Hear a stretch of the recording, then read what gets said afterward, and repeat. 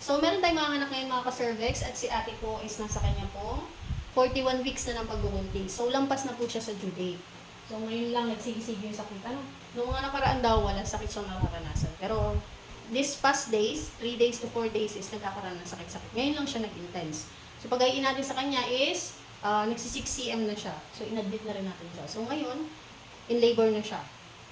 Tingnan niyo, laki din ng tiyan niya. So, bagay, malaking babae din naman si ate. Okay ka pa? Kayang-kaya. Kaya.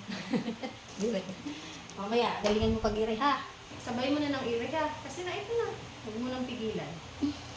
Masakit, pero kailangan tiisin ha. Diretso atin na. Ito na. Very good.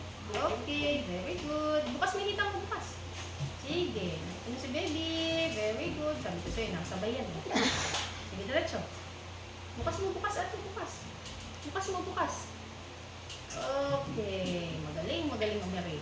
Bukas mo lang bukas at ako nang bahala. Huwag ka nang umiri. Relax na lang. Bukas na lang, bukas. Huwag ka nang umiri ha. Ako nang bahala. Ibukas mo lang hita mo. Huwag mong ititin. Huwag mong ititin.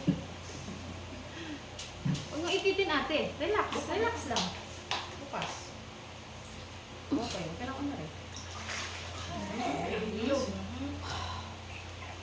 Baby boy.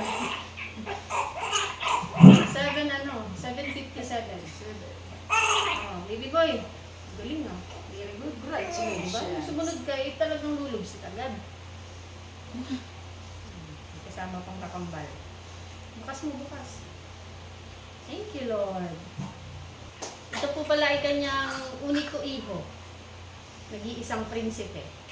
May 3 prinsesa, isang prinsipe. Hindi na mapakan si Kuya. Hinihingan ko na lang pinay. Ikaw na po kumuha, ikaw po alam mo. Excited sa kanyang prinsipe. Ayan o, lalaki na. Very good. Ang anak na lang.